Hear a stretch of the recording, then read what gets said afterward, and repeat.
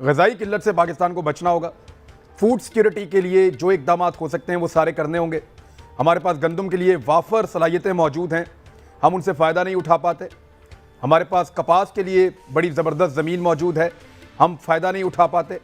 हमारे पास गन्ने के लिए, हमारे पास चावल के लिए बेशुमार पाकिस्तान के पास अल्लाह ताला ने सहूलियात दी हैं, वसाइल दिए हैं, लेकिन हम उसका फ़ायदा नहीं उठा पा रहे, पॉलिसी नहीं बना पा रहे।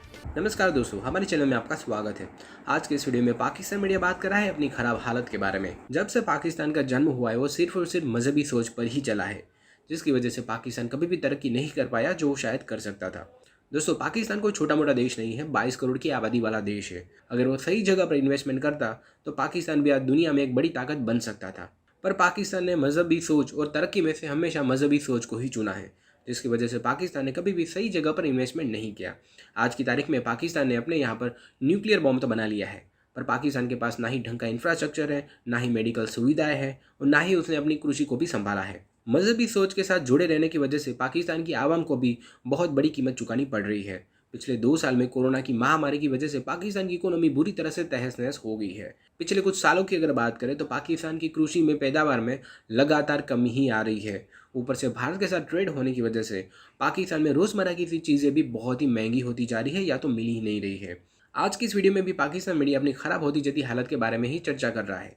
आज के इस वीडियो में पाकिस्तान मीडिया का कहना है कि आने वाले कुछ समय में पाकिस्तान में बुरी तरह से अनाज की कमी का सामना करना पड़ सकता है। पाकिस्तान मीडिया इस बात को लेकर रो रहा है कि पाकिस्तान के पास कृषि को आगे बढ़ाने के लिए जो चाहिए वो सारी चीज़ें मौजूद है। पाकिस्तान के पास की ज़मीन की जो क्वालिटी है वो भी काफ़ी अच्छी है। पाकिस्तान के पास इतने पैसे तो है कि वो कृषि में इन्वेस्ट कर सके, पर इसके बावजूद पाकिस्तान की सरकारों ने कभी भी कृषि को इम्पोर्टेंस नहीं दिया और यही वजह है कि पाकिस्तान की कृषि का स्तर, पाकिस्तान की कृषि का ग्राफ लगातार नीचे ही जा रहा है और इसकी वजह से पाकिस्तान को आने वाले समय में बहुत ही ज़्यादा दिक्कतों का सामना करना पड़ सकता है। इसके साथ ही पाकिस्तान मीडिया अपनी तुलना भारत के साथ भी कर रहा है और रो रहा है कि कैसे भारत पूरी स्पीड के साथ तरक्की कर रहा है और पाकिस्तान है जिसका ग्राफ लगातार नीचे ही जाता जा रहा है। अपनी खराब हालत के बारे में पाकिस्तान मीडिया और क्या चर्चा कर रहा है वो देखने के लिए शुरू करते हैं इस वीडियो का अगला भाग। हम पाकिस्तान की रीढ़ की हड्डी की बात कर रहे हैं, हम ज़राअत की बात कर रहे हैं। कल भी हमने प्रोग्राम में शामिल किया था इस टॉपिक को और आज मुझे दोबारा इस पर बात करनी है क्योंकि ये पाकिस्तान के लिए लाइफलाइन है। अगर पाकिस्तान को आगे बढ़ना है तो बहुत सारी दीगर चीज़ों के साथ पहला फोकस अपना ज़राअत को रखना पड़ेगा। ग़ज़ाई किल्लत से पाकिस्तान को बचना होगा। फूड सिक्योरिटी के लिए जो इकदाम हो सकते हैं वो सारे करने होंगे। हमारे पास गंदम के लिए वाफर सलाहियतें मौजूद हैं, हम उनसे फ़ायदा नहीं उठा पाते। हमारे पास कपास के लिए बड़ी ज़बरदस्त ज़मीन मौजूद है, हम फ़ायदा नहीं उठा पाते। हमारे पास गन्ने के लिए, हमारे पास चावल के लिए बेशुमार पाकिस्तान के पास अल्लाह ताला ने सहूलियात दी हैं, वसाइल दिए हैं, लेकिन हम उसका फ़ायदा नहीं उठा पा रहे, पॉलिसी नहीं बना पा रहे। आज प्राइम मिनिस्टर ऑफ पाकिस्तान ने भी कहा कि खसूसी तवज्जो नहीं दी गई ज़राअत के मामले के ऊपर और 1960 के बाद ज़रई शोबे पर कोई तवज्जो नहीं दी गई। इमरान खान साहब ने ये खिताब करते हुए कहा है और ज़रई तरक्की के रास्ते में मुश्किलात को फौरी हल करने, तरक्की के अमल की मुसलसल निगरानी और मुनासिब वक्त पर तमाम स्टेक होल्डर की मुशावरत से मौसर फैसला साजी की ज़रूरत पर जोर दिया है प्राइम मिनिस्टर ऑफ पाकिस्तान ने। और उन्होंने कहा कि मुल्क ज़रई शोबे की तरक्की अब अव्वलीन तरजीहात में शामिल है। तो क्या वाकई पाकिस्तान में ज़रई शोबा आगे बढ़ेगा? और पाकिस्तान तहरीक इंसाफ के अगर पहले 3 साल की हम बात करें तो लगातार कॉटन की पैदावार कम हुई है, लगातार कॉटन की पैदावार कम हुई है। और PMLN के अगर आखिरी 3 सालों की बात करें तो वहाँ पे भी लगातार, बल्कि 4 सालों की बात करें तो 2014 में सिर्फ कॉटन ज़्यादा हुई थी और 2018 तक, जब तक पाकिस्तान मुस्लिम लीग नून की हुकूमत थी, लगातार कॉटन की पैदावार में कमी हुई थी। ये पॉलिसीज़ हैं जिनकी वजह से जहाँ पे कॉटन की फसल हुआ करती थी वहाँ गन्ना लगाया गया, जो पानी भी ज़्यादा इस्तेमाल करता है, उतनी ज़्यादा फ़ायदा भी नहीं होता मुल्क को और ना मुल्क को इतना पैसा बाहर से आता है क्योंकि पाकिस्तान की एक्सपोर्ट्स जो हैं उनका ताल्लुक कपास की फसल के साथ होता है। अब क्या हुकूमत इस मर्तबा अपना किबला दुरुस्त करने जा रही है या कुछ ऐसी पॉलिसी हुकूमत ने बनाई हैं कि गंदम के शोबे में, कपास के शोबे में, चावल के शोबे में, दीगर जितनी अजनास हैं उन शोबों के अंदर पाकिस्तान माजी की तरह मार नहीं खा रहा होगा? ये बहुत अहम सवाल है। 2002 में जदीद टेक्नोलॉजी आई, बोलगार्ड 1 आया, पूरी दुनिया ने अपना लिया, इंडिया ने अपना लिया, पाकिस्तान ने नहीं अपनाया। पाकिस्तान के पास वो बीटी जीन चोरी का आया, पाकिस्तान में उस पर बेतहाशा मीटिंग्स हुई, पिछले दौर में भी, इस दौर में भी, लेकिन हर मीटिंग में ये फैसला होता था कि हमें मंसेंटो से या चाइना से ये जीन लेना चाहिए, लेकिन इम्प्लीमेंटेशन नहीं है। आज भी मैं यही कह रहा हूं कि जो फैसले होते हैं इम्प्लीमेंटेशन नहीं है। उससे बढ़कर पैदावार बढ़ जाती है। ऑफ कोर्स, जब एक दे देंगे दुनिया, क्योंकि अगर आप ये यकीन करें ना कि पेस्टिसाइड देखें वो 1 करोड़ से 4 करोड़ पे चला गया भारत। देखिए मैं आपको अर्ज करूं, पेस्टिसाइड से आप अब कपास काश्त नहीं कर सकते।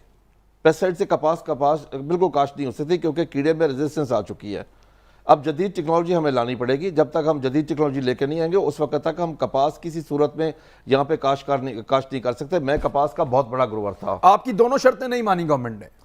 जो ये हमारी शर्तें नहीं थी, ये गवर्नमेंट की अपनी रिकमेंडेशन थी। ये गवर्नमेंट की अपनी रिकमेंडेशन थी। अच्छा, चल 1 मिनट। अब बुखारी साहब आप फरमाइए, और कोई चीज है तो जरा निशानदेही करें, फिर गवर्नमेंट के पास जाएंगे हम।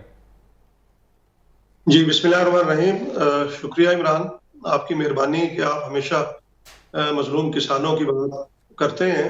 गुजारिश ये है कि प्रायोरिटी हुकूमत की नहीं है, पॉलिसी हुकूमत की नहीं है, किसी भी हुकूमत की नहीं रही, और डंग टपाओ पॉलिसी होती है।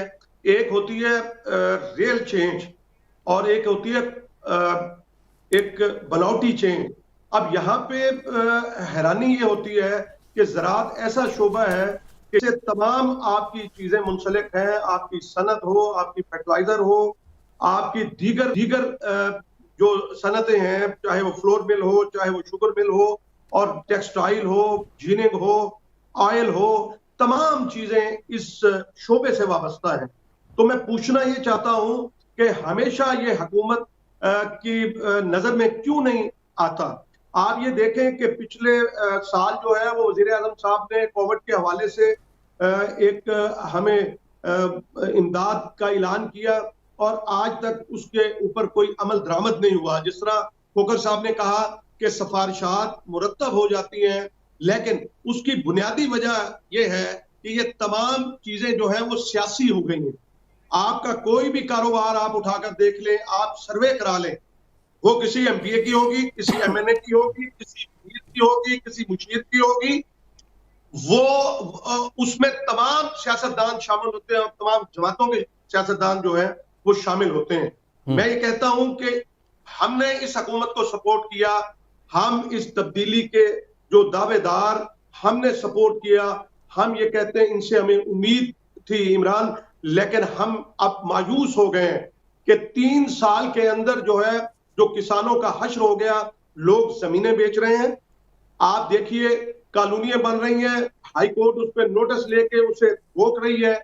आप देखें कि लोग आमों के बागात काट के कॉलोनी बना रहे हैं। लोग इस तरफ नहीं आते। ज़राअत तो अब एक ऐसा शोबा बन गया है कि कोई बाअमर मजबूरी कोई करता है तो करता है। आप यकीन करें, ना किसान के बच्चों के तन पे ढंग के कपड़े आप देखेंगे, ना जूता देखेंगे, ना उसकी कोई मयारी तालीम देखेंगे। गुजारिश ये है कि ये कब तक आखिर चलेगा। मैं ये कहता हूं कि हुकूमत वक्त को चाहिए, मैं हाथ जोड़ के अर्ज कर रहा हूं वजीर आजम पाकिस्तान से, कि रोजगार भी ज़राअत से 48% तकरीबन डायरेक्टली या इनडायरेक्टली जो है वो ज़राअत से वाबस्ता है। आपकी ट्रैक्टर इंडस्ट्री ले लें, फर्टिलाइजर इंडस्ट्री ले लें, पेस्टिसाइड आप ले लें, आप बाकी जो चीजें हैं, आप सीड को देख लें।